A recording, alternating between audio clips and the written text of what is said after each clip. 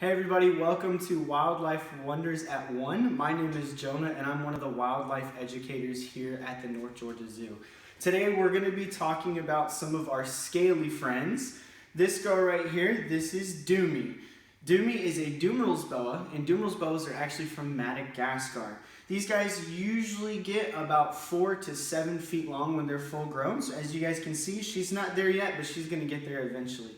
Now, some really cool things, if you guys do not know how to tell the difference between mammals and reptiles, reptiles are what's called exothermic. What that means is they actually cannot regulate their body temperature on their own. So they actually rely on their surroundings to keep themselves warm. And that's why in the summertime, you'll always see these guys out on rocks or out on the roads and things like that because they're trying to absorb the heat from the sun, which is really awesome.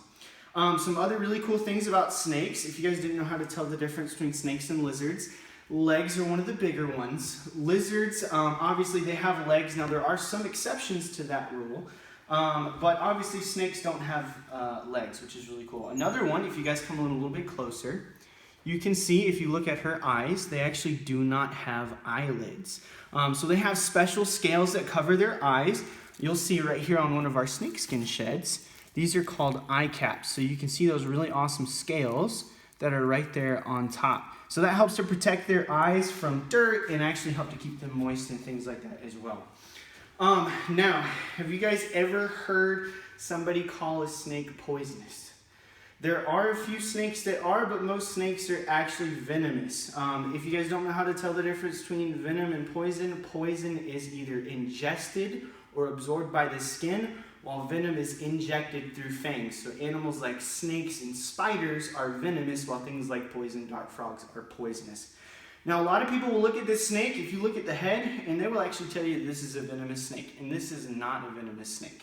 A lot of people say that the triangle-shaped head that you can see there is one of the easiest ways to tell if a snake is venomous or not, and that's not true. That only applies in the southeastern United States, and we actually do have an exception to that rule as well. But as soon as you leave the United States or even the southeastern United States, that rule no longer applies.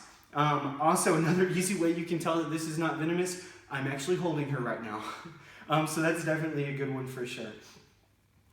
One of my favorite things about this snake as well, if you guys look right around her head here, this awesome pinkish coloration is absolutely gorgeous. But if you look at this color pattern, this tan and brown color pattern, it's a really good indicator to tell you that this snake likes to live on the ground. So those colorations help them to blend in with the dead leaf litter that's on the ground. And if you look at snakes that live up in the trees, like green tree boas, they have those really pretty green and yellow colorations, as well as carpet pythons and things like that that have yellows and blacks to help them blend in with the trees a little bit more. Now, if y'all come in a little bit closer, we're going to show you something really awesome. I want you to notice that she's actually flicking out her tongue right now. And a lot of people don't know why they do that, but snakes actually smell with their tongue.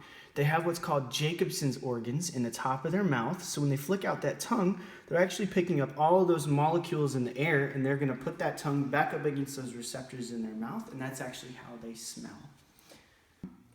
A commonly asked question that we get here at the zoo about our snakes is, do they have bones? And yes, they do. Their skeleton consists mostly of a spine and a whole lot of ribs, and then that skull that they have there too. Another question that we get is, do snakes have tails? And again, yes, they do. Some people will guess that it actually starts right here at the neck and goes down. It's about halfway down the body, but it's actually neither of those. A snake's tail is this tiny little part right here on the end, right below the vent, which is where they go to the bathroom. Thank you guys so much for tuning in today. If you have any questions, leave them down in the comments below and we will be happy to answer them for you. If you guys want any other ways that you can help support us here at the zoo, we have an online gift shop and auction that we're doing right now, as well as you can purchase encounters for future visits to the zoo. We'll see you guys next time at 1 o'clock tomorrow.